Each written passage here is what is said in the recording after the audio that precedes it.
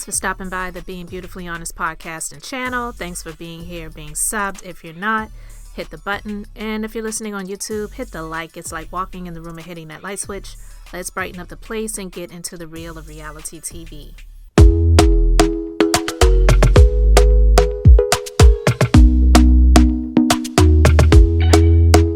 Talk to me nice, talk to me honestly. Look in my eyes, don't let it fall on me. Say you're a good guy, make me believe it. Don't wanna hear it, I wanna see it. See how rewind, when we rewind, feels so nice. You lost everything. You lost the marriage. How the hell did you go from $2 million a year to you're trying to pay child support and can't pay it because money is being frozen and held? For all this, everything I'm telling you right now happened before the divorce. Everything happened before the divorce.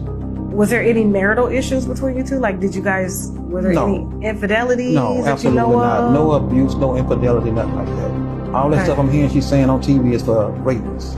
Like what? I heard she said I was abusive, lies. Infidelity, lies. How does this happen? That's right. It's against the law what happened. She said she went on national TV and said that's how I was gonna kill her, right? And I didn't say that. When they was handcuffing me, I was walking out the courtroom and I said, I got you. I said, it's messed up. I was telling her and her family, right? You know what I'm saying? Yeah. So it's like I said, I was a very private person. I was nowhere on social media. I was on Google, none of that. And because of this show, my life is destroyed.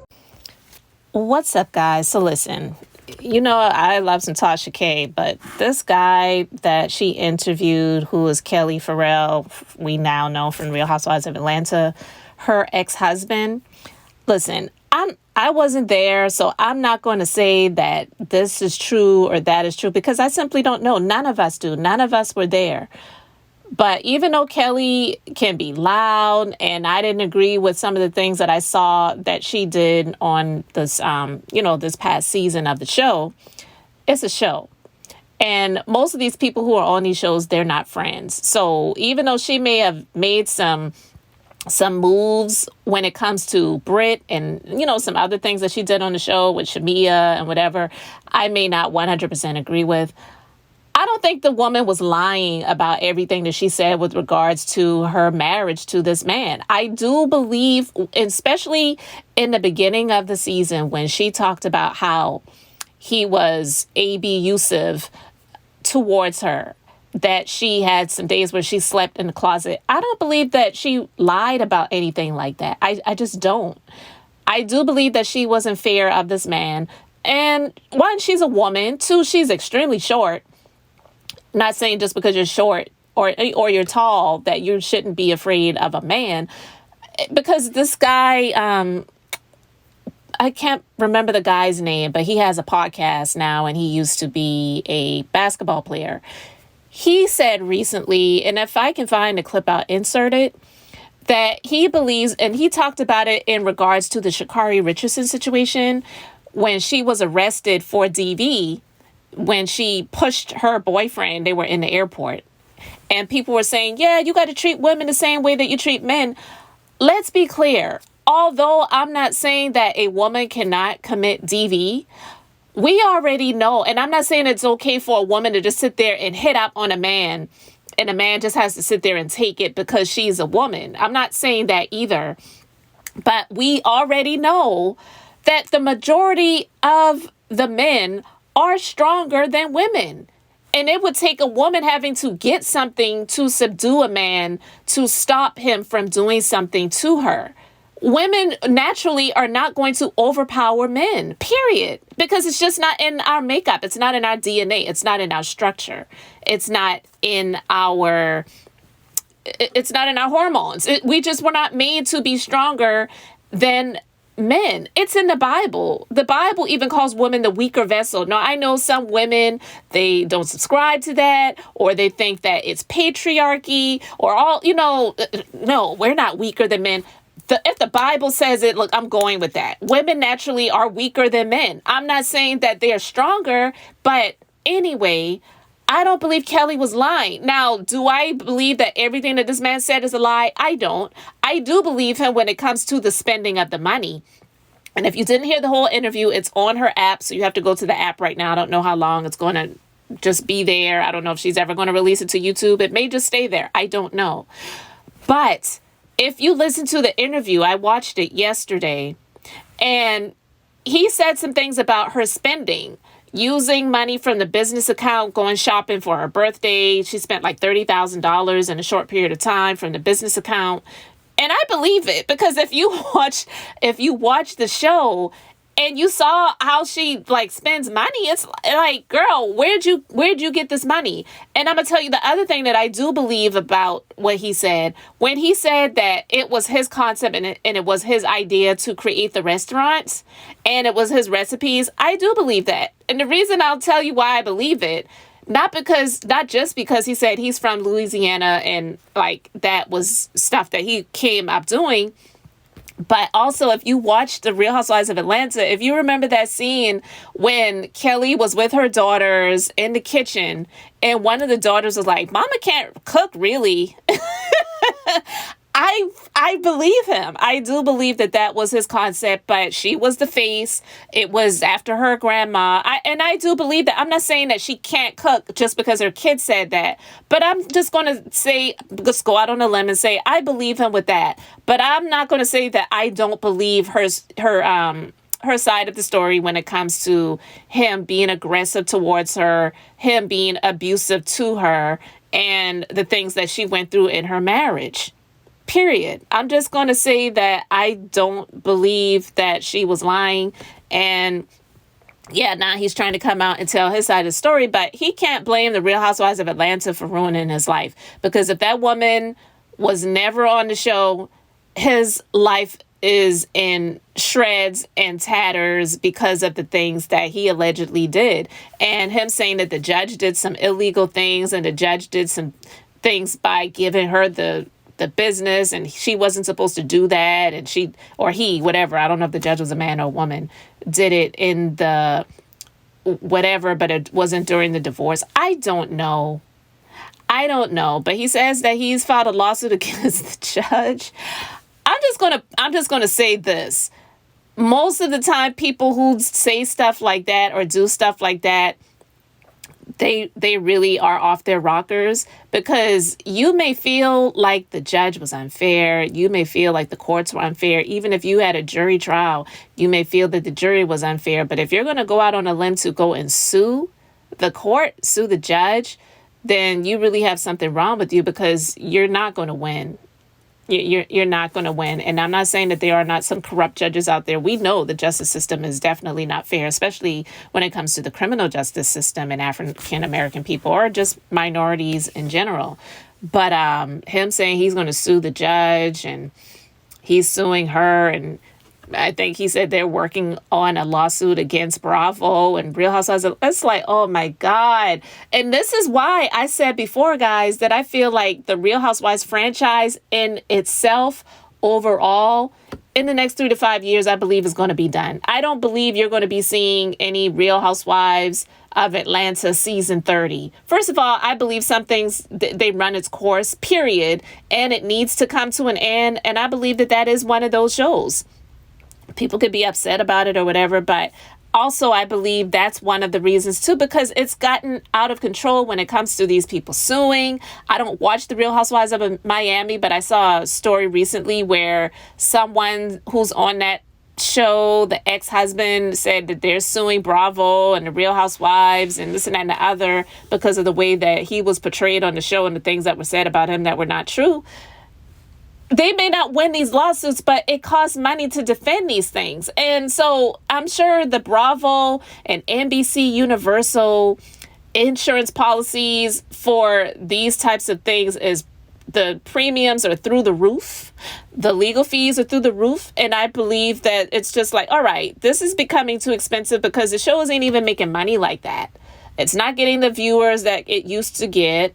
And so the advertising dollars that they used to get is not the same. And so, yeah, I do believe that this is one of the reasons why it ultimately is going to come to an end, in my personal opinion, within the next 3 to 5 years. But I say all that to say, Kelli Ferrell's ex-husband's interview is on Tasha K Live. Go and check it out if you're interested in listening to it. I listened to it just out of curiosity, but I ain't saying everything that the man said was a lie, but I just don't believe that that woman got divorced from him just because his daughter, who was older than her daughter at the time, got into a physical fight with her daughter. So, yeah, I do believe that he's dangerous. And he's coming across to her, meaning Tasha, the interviewer, and the public as some nice guy. But you know what? I'm not trying to compare him to Martell, who was on Love and Marriage Huntsville. But if you all remember that interview that she did with Martell Holt, Martell was just sitting there, just lying through his teeth and trying his best to say everything terrible about his ex-wife. It reminded me a little bit, not completely, but it reminded me a little bit of that interview. But because I'm familiar with Martell, it was like, yeah, this ninja is lying about everything. I don't know this guy. I don't know him. So I just don't, want to sit here and say that everything that he said was a lie. But I do believe Kelli, with her, her stories of, and I don't even want to call them stories, her experiences of what she went through in her marriage to this man and going through abuse. I'm just going to say it like that. I do believe her. And I believe her over Quad, who claimed that she was in an abusive relationship with Dr. G, who were on Married to Medicine. Some bullcrap, And he said that when he and she got arrested, it was a situation where he says they both have mugshots. That can happen. I do believe sometimes, depending on who the officer is that comes out, it can happen like that. But I don't believe that Kelli was lying about everything. This woman, she's walking around with bodyguards. I don't believe she's doing that for optics. And that costs money. I don't believe that's her cousin Ray Ray and Junebug who are volunteering to be her bodyguards. That costs money. And so I do believe, and he's been arrested multiple times. Quad, she was walking up to Dr. G saying, can I give him a hug around his neck? It's like, and then when she wanted him and his new wife to be off of the show, then she claims that he was abusive. And these women know what I went through in my girl, please, you was not in an abusive relationship. I don't care what anybody says. You can go back and forth with me in the comments if you want to, but she was not in an abusive relationship. She moved on. She used the man. I've watched the old seasons multiple times of Married to Medicine. And this ain't even about Married to Medicine. Why am I talking about that? But I'm just basically trying to compare the relationships of an abusive man in a marriage with a woman who is on TV versus one who claims that she was in one. And it just was not anything like that. But that's the narrative that she wanted to paint for the public. So, yeah, I do believe Kelli. I do. But I'm not sitting here saying that everything was picture perfect when it comes to her either. I do believe that she was spending money that she wasn't supposed to be spending. I do. So with all of that being said, I want to know, let me know in the comments if you did watch the interview and let me know what you think about his story. Rasheeda got back. Her husband, girl. Her career is over. All over the world.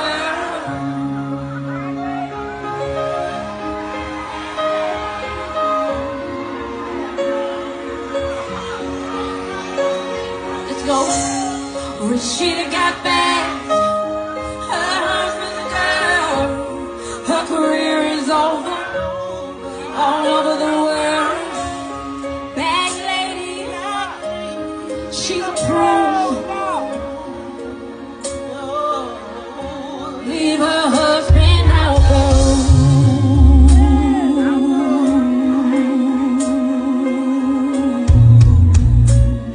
yeah, leave her husband out the room.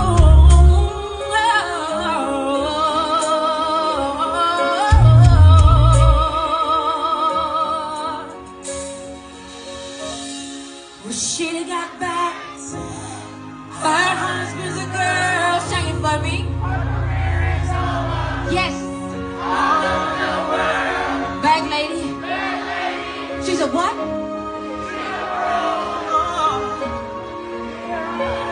What we gonna do?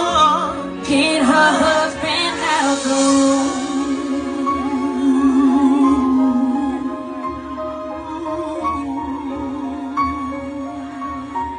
Get her husband out the room.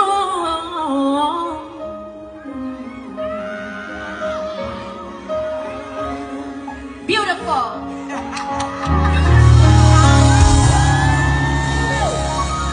Cool with K. Michelle, but you know what? She always popping off on the blogs, on the internet, and doing what she do. And you know what? I'm tired of her. See, I ain't for this. Yeah, I be ready to hit a bitch. For real. Pull that ragged ass wig off your mother. Woo! We Yeah, mad. bitch. We a real bitch. Tell Kirk and his 3 earrings I sent him up. What you say? No Tell fight Kirk in and the here. 3 earrings what? No, no. You gonna throw a candle at me, bitch? You wanna throw a candle? You wanna throw Look. fire? Kirk and his 3 earrings? Get out of my face. Get out of my face. Really? No. Y'all playing with it. Okay, I'm cool. Okay, it's cool.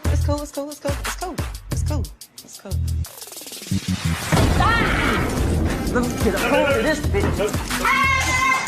Mimi, I'm sorry, but she with the wrong bitch. I'ma tell you now, I will break this mother neck.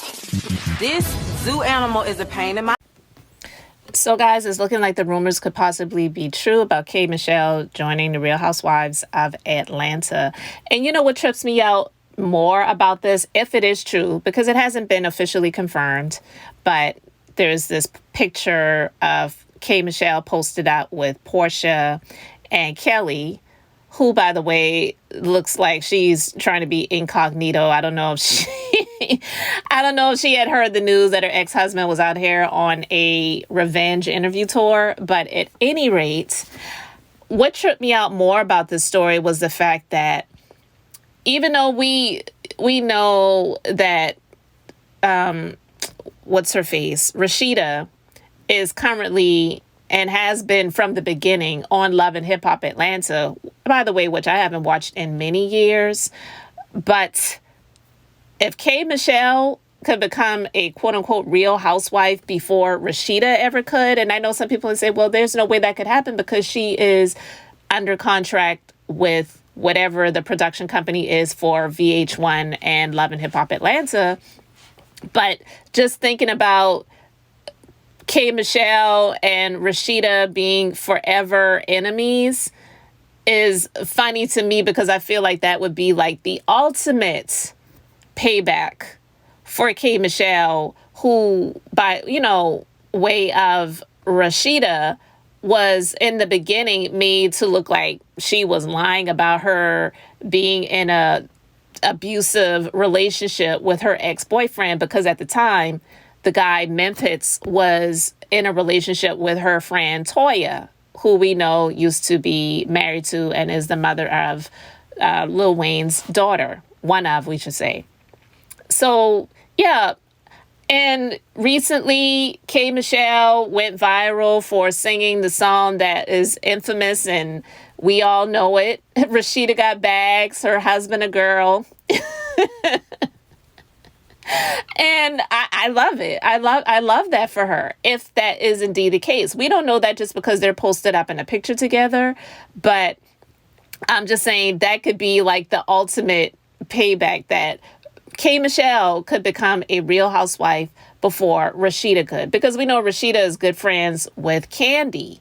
So it would have been something at some point in time, maybe in the earlier years, of Rasheeda and Kirk could let that check go from being on Love and Hip Hop Atlanta to switch over and cross over to being on The Real Housewives of Atlanta, because they've been married since Rasheeda was 5. I'm kidding. But I'm saying, because The Real Housewives, they might, like somebody said in the comments, they might as well rename the show at this point, because it's not even about being married anymore. We know Portia ain't married. Kelly, she's divorced. She was going through her divorce on her first season of being on the show last season. And Drew's going through a divorce. We don't know if she's coming back, but their divorce is not final. But it's just like, why even call it Real Housewives anymore? You don't even have to be married, let alone be a housewife. All right. Somebody said in the comments, why Kelli dressed like witness protection? And somebody else said the house Nene built is no more. Bravo thinking they can just put any black woman in a slot will give them the karma they deserve. And somebody else said, just rename the show because RHOA as we know it is done. And somebody else said they should have called Mia at this point. And somebody else said, as much as I love K. Michelle, this is weird. No offense to K. Michelle because I love her. However, RHOA hasn't been the same for years. At this point, stop trying to make fetch happen. And this is the thing. Like I was saying, it ain't about me even thinking that she's good for the show. I'm just saying in terms of K. Michelle and Rasheeda, the dynamic of Rasheeda actually being a wife.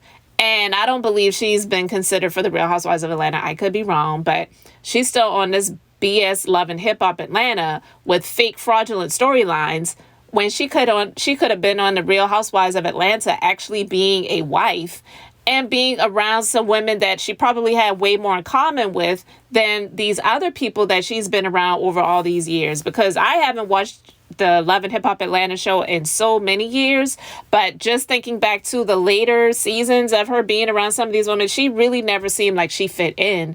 She never really seemed like she even wanted to be around these people, but just for the sake of being a cast member, she had to do what she had to do for the check. So with that being said, I want to know what your thoughts are about K. Michelle possibly being on the show and the fact that if she is going to be holding a peach, she is getting on the Real Housewives of Atlanta before Rasheeda ever could. Thanks for being here, liking, and subscribing. I'm Beth, just being beautifully honest. So until next time, I wanted to keep it brief, beautiful, and now I'm going to say bye.